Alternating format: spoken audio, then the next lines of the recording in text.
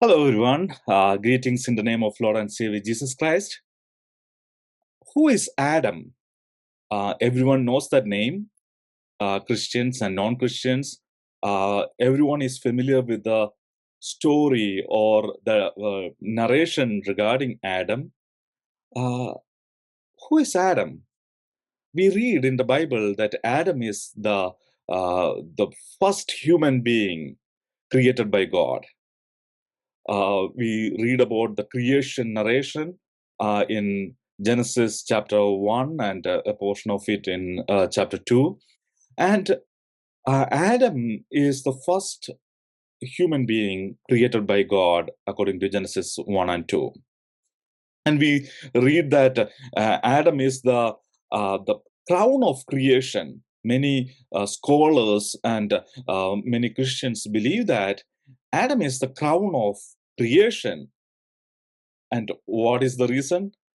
There are a couple of reasons. One thing is, like, after every creation, God saw that it is good, and after the creation of human being, after creation of Adam, God saw that it is very good. So that's one reason. And there is a difference in the creation narration about every other creation and the creation of Adam. In the creation of Adam, the description is that God, with his hands, created Adam. So there is a difference. In every other creation, God told that let there be light, let there be plants, let there be this, let there be that. And those things were created. But in regarding Adam, we see a difference in the narration. So Adam is the crown of creation. And maybe because of that, there are a lot of discussions and debates about who is Adam and what is Adam? Whether Adam is a real person or not. Is he a historic person?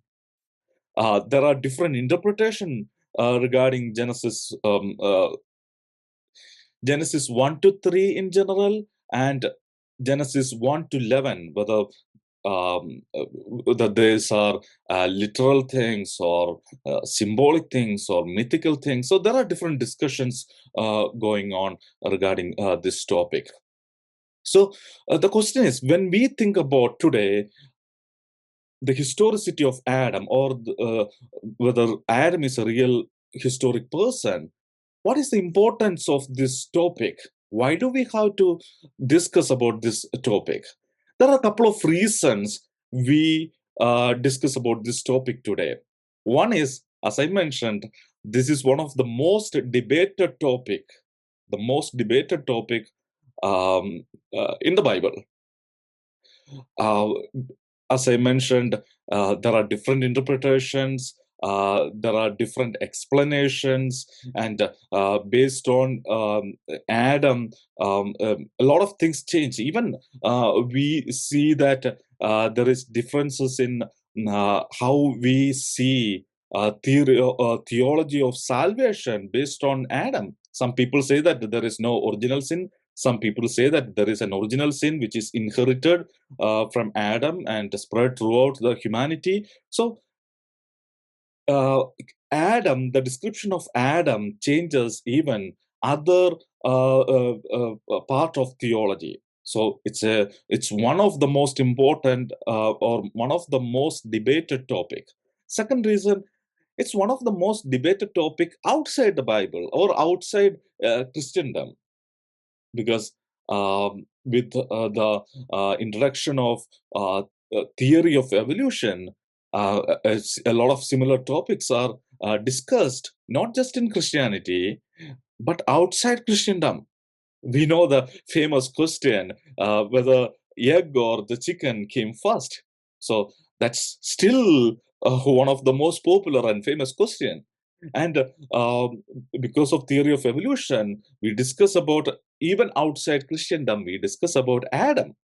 So another reason we discuss this topic is um, it shows us how we see Bible. um, we all come to Bible with the presuppositions. Presuppositions means, okay, we have some bias or some understanding, and we come to Bible with those presupposition, and that's very common. That's and we cannot eliminate that. That's a reality that we cannot eliminate these presuppositions, and we need presuppositions. A lot of presuppositions are very common, and we as Christians we need some of these presuppositions when we approach Bible. One of the presupposition is that Bible is the word of God. But we come with our cultural background and geopolitical, economical background, contribute to our presuppositions. And sometimes, like we discuss this topics specifically because sometimes our presuppositions regarding creation and evolution, or regarding science and the scientific truths, that can influence how we perceive Bible. So does our understanding of Bible influenced by science, or we keep Bible as the preliminary source while understanding some of these things? That's another question. So it depends upon how we take this topic. Our approach to Bible differs. So that's another reason we study this topic. And when we think about this topic specifically, as I mentioned, some people see it differently. Some people see Genesis 1 as literal. Everything happened literally, and there is a historic Adam. But some other people say that it's not really literal. It is it's a symbolic or mythical. And when we consider the approach to person of Adam, there are four main or four broad views about Adam. There are a lot of sub views on that, but there are four main views, broad views on who is Adam. One is the traditional view, which is held by majority of Christians and most of the Jewish people, and I think most of even Muslims hold to this traditional view. Says that man is created by God from clay, and uh, with the and not the creation of man is not too long ago, like a young creation of man. I'm not talking about the young creation of earth. That's a different topic altogether. But it's a young creation of young man creation kind of thing. So that's the traditional view. There is another view uh, that's saying that the second view is Adam is not the universal ancestor. Adam is not the universal ancestor, but Adam and Eve are two people or a couple from the earth outside the garden, picked by God, or they found the favor of God and they were added to the garden. So they are not really the universal ancestors. Adam and Eve are not universal ancestors, but they are just two people out of many people living there at that time who got favor from God. That's a second view. A third view is Adam and Eve, or specifically in this topic, Adam is a historic person, but very ancient. Ancient in the sense, very ancient, at least 800,000 years old. In Indian numbers, 8 lakh years ago. 800,000 years ago. That means, according to theory of evolution and many other scientific findings today, man came to this earth or came into existence about 800,000 years ago, and Adam is that first person who came 800,000 years ago, and he is the ancestor of all kind of human being we see or we know about today. We know that there are different human beings, Homo sapiens and Neanderthal man, and a lot of different species of human being. So Adam is the first among them. So Adam is a historic person, but he's very ancient, about 800,000 years ago. And the fourth view about Adam is that he is not a historic person. And Genesis 1 to 11 is a mythical history narration. It's a mythical history narration. It is history, but everything in this portion is in this narration is not historical. A lot of mythical element is there. So Adam is not really a historic person, but it is a mythical person. He is not really a real person. That's another take on this. So there are four main or four broad broad approach to who is Adam. And there are a lot of sub theories in these four broad classifications.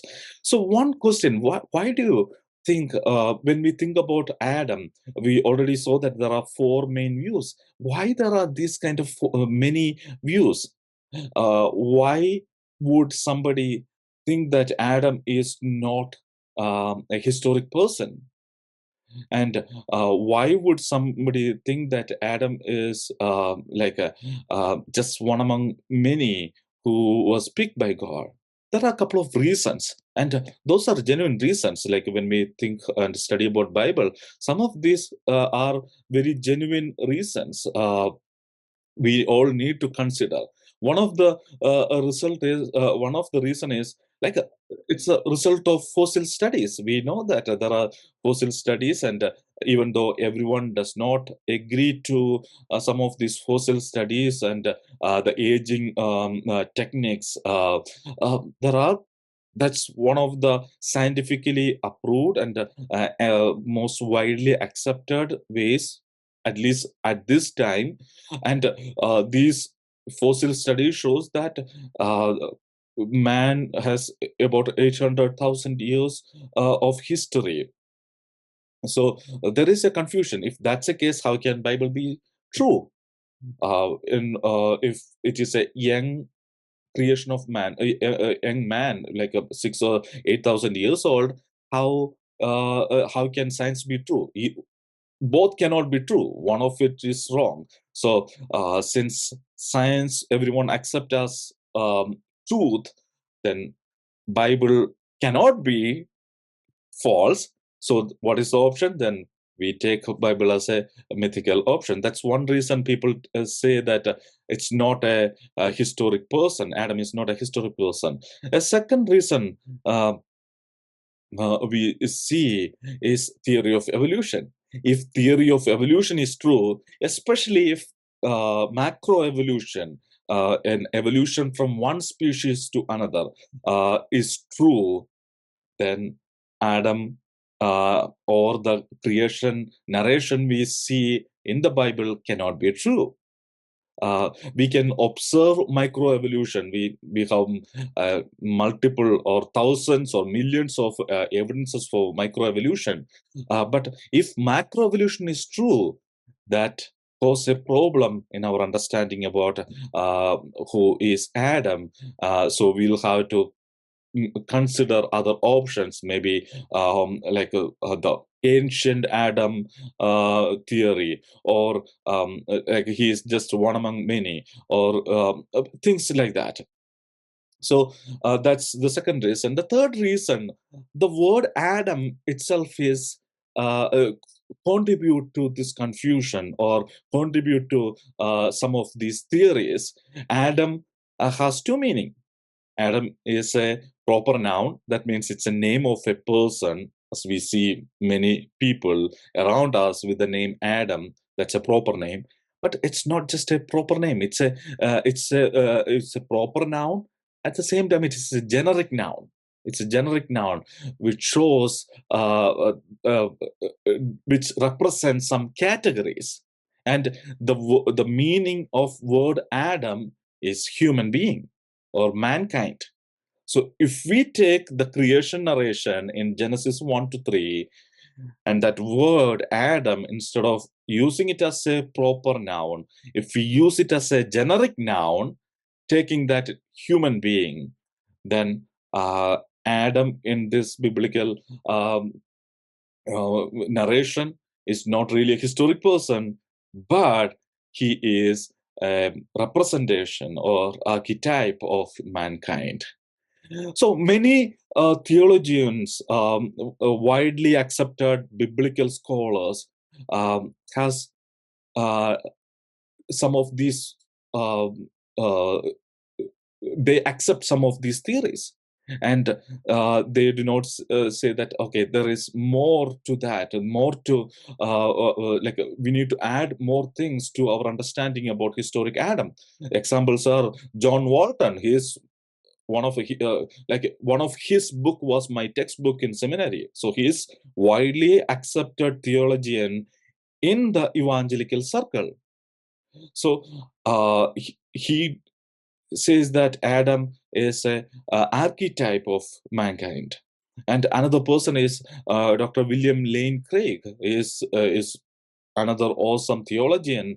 There are a lot of things. I really like the way he explains. He's a philosopher and a theologian. So he's a wonderful person, a scholarly person. He spent years in understanding some of these things, studying the Adam and the creation narration and all. And he thinks it in a different way.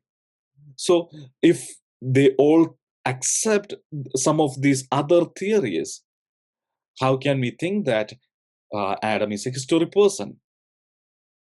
So today I am here trying to present Adam as a historic person from whatever I understood from the Bible about the historicity of Adam. So one of the first reason I believe that Adam is a historic person is that even people who hold on to some other theories like Dr. John Walton, Dr. William Lane Craig, they say that Adam is a historic person, but there is more to that. Adam is a historic person. We can take Adam as a historic person, but that's not all. There are more to that. That's what they say. Dr. William Lane Craig says that Adam could be either the first person in the among Homo sapiens, the human being we are now, the Homo sapiens. Adam might be one of the first person in Homo sapiens, or Adam could be that ancient historic person who was there 800,000 years ago, who is the beginning of the first man in the human being category. So there are people, including those who hold on to other theories, accept the fact that Adam is a historic person. And another reason I believe, the second reason I believe that Adam is a historic person is that noun. So that's one of the reason. The word Adam is one of the reason. Some people have a problem in taking Adam as a historic person because that could be used as a generic noun. That is true. When we study Hebrew language, Adam is a generic noun as a proper noun and a proper noun. So if we take it as a generic noun, it could be a problem. And but that's not really a conclusive argument because we have a lot of examples. If we take the meaning that has a different meaning, but it can be used as a proper noun also. One of the most common example in the Christendom is Peter. Peter means a rock or a piece of rock. But that doesn't mean that the person Peter is not a real Peter, he's a rock. We don't take it like that because we take that word and we understand him as a real person. We take that noun in the context as a proper noun. And here we need to understand another example. if you take a Muslim name, Abdullah, Abdullah means a servant of Allah or a slave of Allah. So that is the word meaning of Abdullah. So if I have the name Abdullah, I will not say that that's not my name. I'm just a slave. No, that's not the meaning. That meaning is, the meaning of the word is slave of Allah. But in that context, if my name is Abdullah, then I am Abdullah. I'm a historic, a real person. So we need to understand, we need to take the context into account to understand whether this word Adam is a generic word or a pronoun.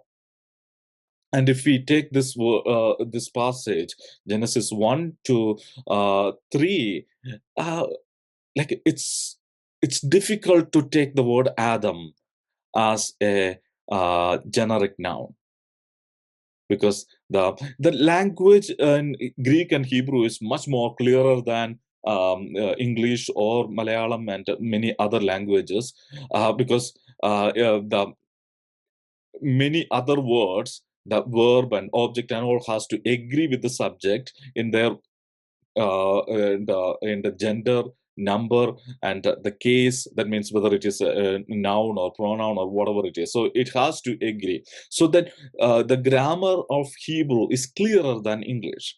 And when we go through the grammar and the context in Genesis 1 to 3, it's always used in singular form, and it looks like it is talking about one person. So that's not a conclusive evidence to say that Adam is not a historic person. And I'm not saying that it is a conclusive evidence to say that Adam is a historic person. But what I'm trying to say from this point is that that's a it's an evidence to historic Adam than a representation when we take the context into account. So the third reason we take here to understand Adam as a historic person is, I already mentioned a little bit about that, the use of the singular and plural in this form. Here we see that in this Genesis 1 about creation, when God created man, and in chapter 3, Genesis chapter 3, about the fall of man or the first sin of humankind, we see that everywhere here it is used in singular form. The verb, the noun is in singular form, and the verb along with that noun is singular form. So that's again another evidence that this is one person. It is a real person. It is not a representation. It is not an archetype, as John Walton says.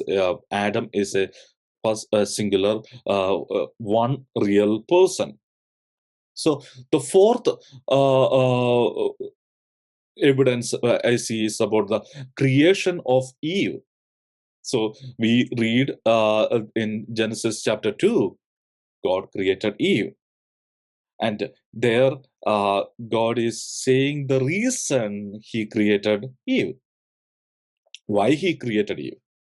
And Genesis chapter 2, when we read that God created Adam and then God created Eve. And if we take those verses, we can understand that Adam is a singular, real, historic person. And we read that Eve also a singular, historic, real person. We read that in Genesis chapter 2, verse 18, the Lord God said, it is not good for man, not good for man to be alone. In Hebrew, it's not good for Adam to be alone. I will make a helper suitable for him. I will make a helper suitable for him. So here, we can take this verse only as a real historic Adam and a real historic Eve. if we take this as Adam as a representation, it brings a couple of problems. One thing is, if Adam represents uh, a, a representative of mankind, so that means that he is a group of people. That how can be alone? This verse that it is not good for Adam to be alone. So if he is a group of people, if he is a representation of mankind and a group of people, he can be alone. He is surrounded by people. That's one thing. Second thing is, if Adam is talking about a group of people, how is creation of one person remove the loneliness of the mankind? The creation of one woman, how can she remove the loneliness of mankind? Or she is like one woman with thousands or hundreds of thousands husband. So that creates a lot of problems. And another thing, if we take this Adam as, if we say that it is humanity, and to that humanity was lonely, just take it hypothetical. Everything I'm saying right now is hypothetical. Adam is the humanity, and the humanity was lonely, and because of that, God created Eve. That's a woman. That means humanity includes only man. In humanity, there was no woman, which does not make sense. We know that mankind or humanity means man and woman. So if we take the word Adam as representative about mankind, then to remove his loneliness, if God created woman, that means women was excluded from mankind. That creates a lot of sociological and other kind of problems, and which does not make sense. It doesn't make sense. That verse we can take only as a real historic person. Adam is a real historic person. That's why he felt lonely, because he was alone. There was no other human being around him. He was alone. And God created another woman to remove the um, the loneliness of man, Adam, loneliness of Adam. And another thing, if we take this portion as representative, if Eve also is representative, then the Eve, the meaning of Eve is not really mankind. So that causes a problem. Then only, as I mentioned already, only Adam is mankind. Eve is not mankind, because the meaning of Eve is the mother of living. That's what we read in Genesis chapter 3 towards the end. We read that she is the mother of living. The name was given to her because Genesis chapter 3 verse 20, Adam named his wife Eve because she would become mother of all living. She would become the mother. That's something going to happen in the future. So at that point of time, she was not the mother of all living being. That means that again proves that there were only two people in Genesis chapter 3. It is not a representation. It is not the representation of mankind. It is not mythical. There were two literal human beings. And that among that, the woman, Eve, will become the mother of living being, all living, mother of all living. So these narrations, if we watch carefully, all this narration shows that Adam is a real historic person. Eve is another real historic person. They are not representations. And we cannot, there is no way we can take it as a symbolic or mythical description. Some people say that Genesis 1 is poetical, that's why we take it. It is poetical, that is true. I don't disagree with that, especially if you read these verses in Hebrew. It's so beautiful. The language is so beautiful. Actually, I read a commentary by a biblical scholar named Alan P. Rose. I read his commentary on Genesis, creation and blessing. That's the name of the commentary, creation and blessing. That's the reason I wanted to go to seminary. One of the reason I wanted to go to seminary and study Hebrew, because it's so beautiful. If you read it in Hebrew, it's poetical. Especially chapter 1 is poetical, and it's beautiful. But it's still, even if it is chapter 2 and 3 is not poetical, it's narration, it's historical narration. But even if we take these verses as poetical or prose, whatever it is historic narration. We cannot take other way. There are more reason I say that we cannot take it as a symbol or representation. We'll come to that. When we come to the fifth reason, I believe that Adam and Eve, Adam is a historic person, is chapter 3, the narration, narration of fall of man, the sin of man. Here, chapter 1, verse 1 to the last verse 24, we see it as two real people. All the grammar and all the description, we cannot take it as it's a description of a narration of a incident that happened. There is no way we can explain it as a symbolical way or a archetypal way. It's clear narration of historic event, of including two historic people. If you take Adam and Eve as a representative of humanity, this chapter does not make any sense. We cannot take it symbolic. It doesn't make sense. So if we read this verse, as I mentioned, the grammatically, it's a clear real incident of two, including two people, and that incident itself does not make sense if we do not take it symbolically, if we do not take it as a historic event. The sixth reason I take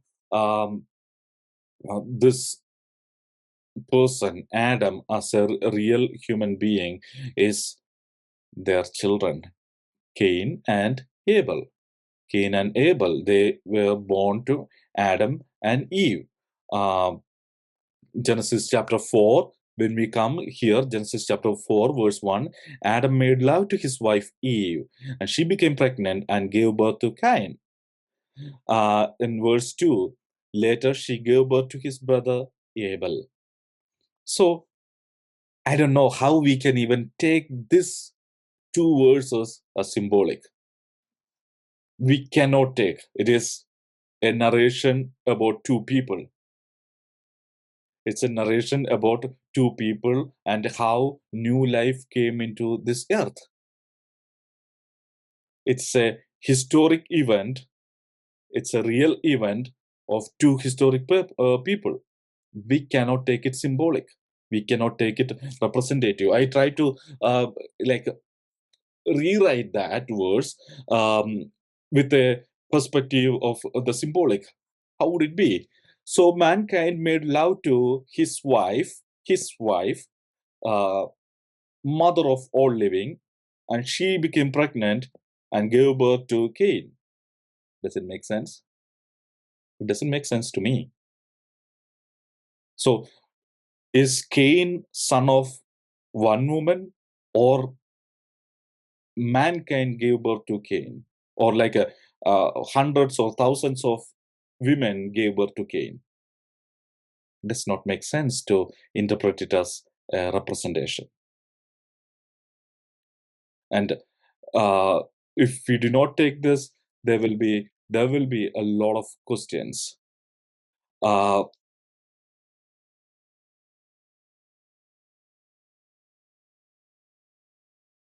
we see that this verse is about a real historical event. So that's another evidence. That's my sixth reason to see that Adam is a historic person. We cannot explain this in a symbolic way or an archetypal way or any other way. The seventh reason, when we come to, I think, chapter 5, we see a genealogy. And the genealogy proves that Adam is a real person. And we have multiple genealogies in other books, other portions of Bible. Even in New Testament, we have multiple genealogies. And most of these genealogies have Adam in that. And when we see the genealogy, Adam was presented as a real, historic one person. Adam is not a symbol. Adam is not a representation. Adam is not an archetype. In Genesis chapter 5, verse 3 onwards, if we read, when Adam had lived 130 years, he had sons in his own likeness, in his own image, and he named him Sheth. After Sheth was born, Adam lived 800 years and had other sons and daughters. Altogether, Adam lived about 930 years and then he died. When Sheth had lived 105 years, he became the father of Enosh. So we see that the whole chapter until verse 32, it is the genealogy of mankind at that time from Adam to Noah. And Adam is presented in the genealogy as a real historic person. Most of the people take Genesis, Adam as a representation or symbolic or archetype. They take Genesis 1 to 3 as symbolic. And after that, everything is literal. Okay. So, but here the problem is already we spoke about Cain and Abel as the children of Adam and Eve, that is in Genesis 4, which most of these people do not take as symbolic. And now we spoke about this genealogy from Adam to Noah, the entire chapter of 5, that's again outside Genesis 1 to 3. Most people consider it as narration, historic narration. And there, Adam is presented as a real historic person. So their argument does not have much ground here. Even if hypothetically, if I, for argument's sake, if I agree that Genesis 1 to 3 is symbolic, outside Genesis 1 to 3, we see Adam is a historic person. Genesis 4, Genesis 5, we just saw these two verses. So Adam is a real historic person. And that's why, as I told, some people like William Lane Craig in the modern history, now they realize this problem and they say that, okay, Genesis 1 to 11 is a mythical historical narration. It could be history, but it could be more mythical. So they are not saying that it is not historical, but they are adding to it.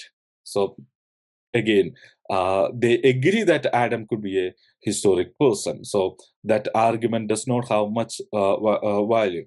And the eighth reason I believe that Adam is a historic person is genealogy of Jesus Christ. We read about genealogy of Christ in Gospels, at least in two places we read about his genealogy. And we see that Adam as a real historic person in the genealogy of Jesus Christ. He is not representing the humanity. He is not an archetype in the genealogy of Jesus we read in Gospels. If we take Adam as a representation, Adam as a myth or a mythical nature character, since Adam is there in the genealogy of Jesus Christ, the problem it brings is that then Jesus is not a historic person. If Adam is a mythical character, if Adam is not historic, how is Jesus, who is the descendant of Adam, a historic person? It's difficult to explain that.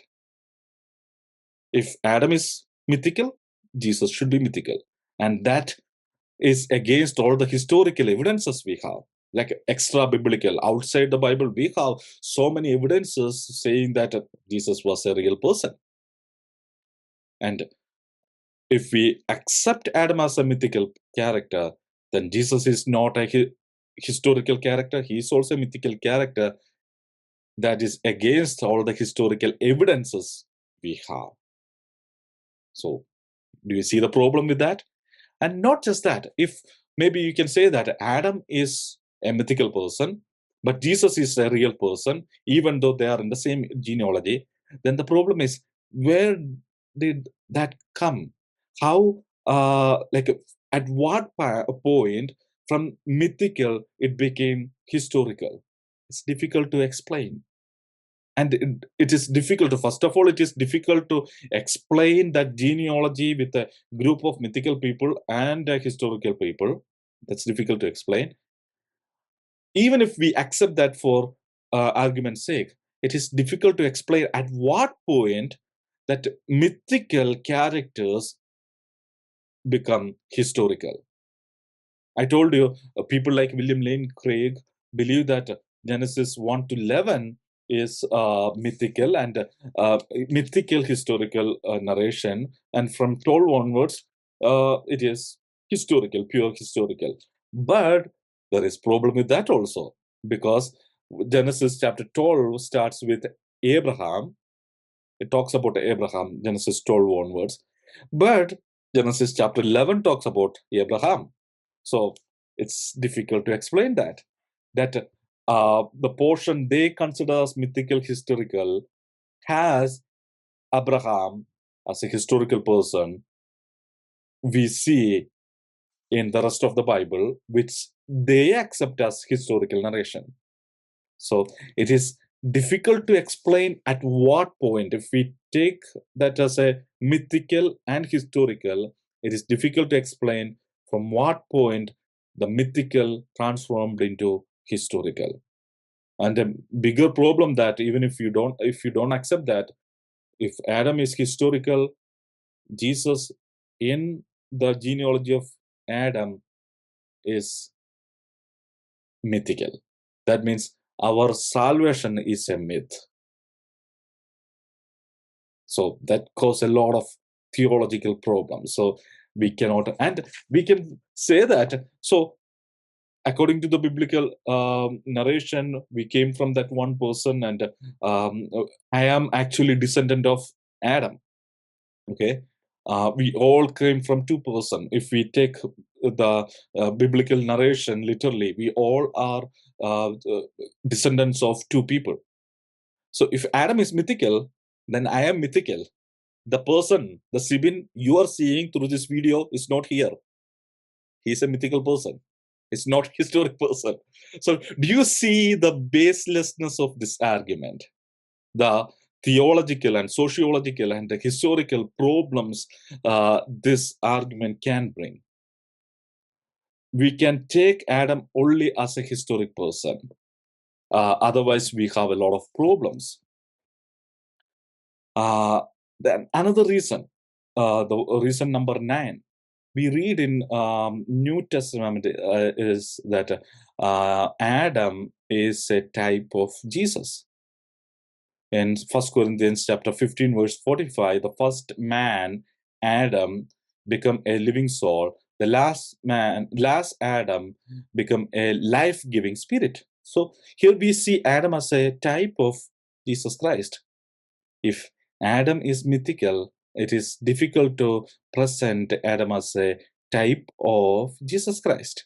That causes another problem. So, my reason number 10 for believing Adam as a historic person, we read that just in the verse we just read, 1 Corinthians chapter 15, verse 45, we read it as a real human being. That means Paul, the author of 1 Corinthians, believed that Adam is a historic person. Not just Paul. Jesus Christ believed that Adam is a historic person. In Mark chapter 10, verse 6, when Jesus Christ is answering the question of Pharisees about divorce, whether it is lawful for a man to divorce his wife, he's mentioning Adam as a historic person. Verse 6, but at the beginning of creation, God made them male and female. For this reason, a man will leave his father and mother and will be united to his wife, and the two will become one flesh. So they are no longer two, but one flesh. What God has joined together, let no one separates. So he's answering a question regarding divorce, and he presents Adam and Eve are historic people. So Jesus believed that Adam is a historic person. Paul believed that Adam is a historic person. And if we read all the Second Temple literature, old Jewish literature and all, everywhere Adam is presented as a historic person. So because of all these reasons, I presented 10 reasons why I take Adam as a historic person. Also, while explaining these 10 reasons, I explained some of the problems if we do not take Adam as a literal person or as a historic person. Then we have a lot of lot of problems which is beyond our control, um, uh, which cannot be explained, which is baseless, and which questions even our salvation, existence of Jesus Christ, existence of us, everyone. And I know that I'm a real person. If I'm a real person, since I am the descendant of Adam and Eve should be a real historic people. So there are different interpretations, that is for sure, and there are people uh, who are scholars and who has a lot of authority, and a lot of like they spend so much time studying these things. They believe the other interpretations, but we cannot appeal to the authority. If we consider Bible, if we consider carefully read Bible, then we can understand that Adam is a historic real person. So yeah, thank you. Thank you, Sibin, for that very accessible presentation. I've got a couple of questions for you here, so let's get right to them. The first one says, does Genesis chapter 1 mean literal 24-hour day-night cycle? So first thing, that's not really a topic really connected to our this thing, but I will just answer. It's generally, if we take the word used is yom. Yom is generally used for a 24-hour time, and that's what I take. There are a lot of theological and like scientific problems if we take that word yom in Genesis 1 as a period. There are people take that it's a long period of time. It's like a we don't know. It's like there is a verse in New Testament in First Peter saying that for God 1 day is like 1,000 years. So maximum you can take from Bible is that Yom is 1,000 years. But if we take Yom as 1,000 years, it brings a lot of problems. Which maybe later another time we can go through those problems, but it brings a lot of problems. So and generally the word Yom is always used for a literal 24 hours period. So I take it as a literal 24-hour period. Okay, so the next one says, why weren't Adam and Eve created at the same time in Genesis 2? like it's difficult to say. Like once I asked my professor at seminary, why God created man? Like God is a self-sufficient God, right? God, that's what makes him God. He doesn't need man for anything. Like it's not like God was feeling lonely, so he made a man so that he has some company. So we don't know why God created man. We can say certain for his glory to like give reasons, but we cannot give a conclusive reason. So here also, that's what Bible says. We don't know exactly why God did not create them together, but that's what Bible says. It's in one way, it's a very valid question. I agree to that. Like all other things, we see that like they were just created. We don't see about any other animal that they were lonely, and there is regarding no other animals or plants. We see that um, like the pair was created later.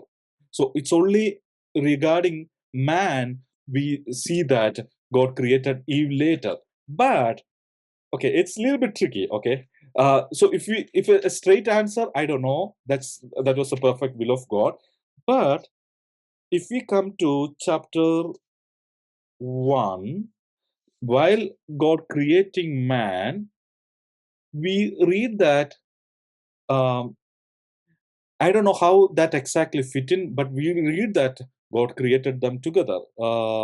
In chapter 1,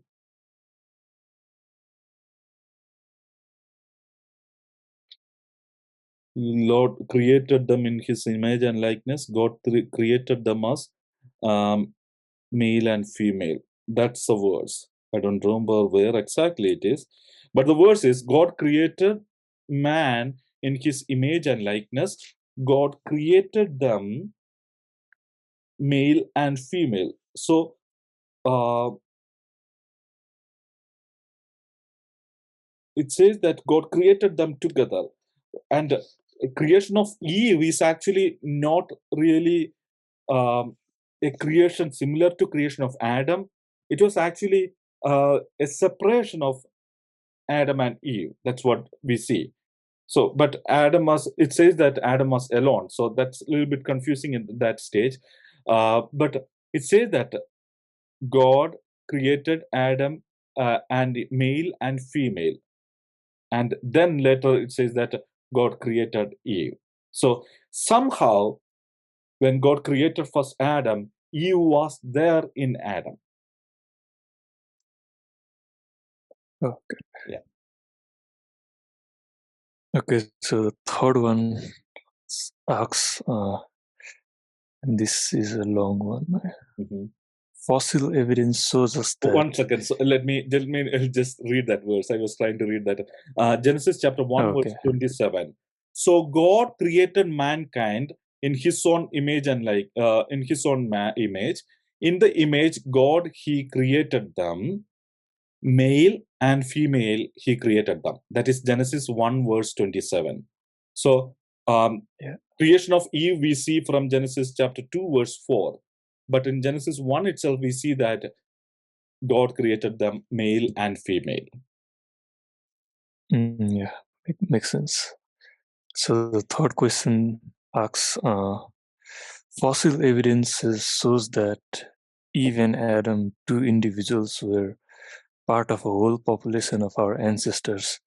They were definitely not alone on Earth, and instead of living 6,000 years ago, as some would have us believe, our DNA suggests that these two lived more than 100,000 years ago. Given this information, there is no reason to believe they ever met or even lived in the same region of Earth. In fact, they exist only because of simple statistics. So, how would you answer this comment? No, I didn't understand the last part. They existed only because of simple statistics. I didn't really understand that part. I think what this person was trying to ask is that since there were Adam and Eve were definitely not alone and were part of a larger group, and they only exist because of probability. they were in part of that larger groups. Okay, see, there is one thing. Most of these things about the ancient time, this hundreds of thousand years ago, we don't have conclusive evidences for most of these things.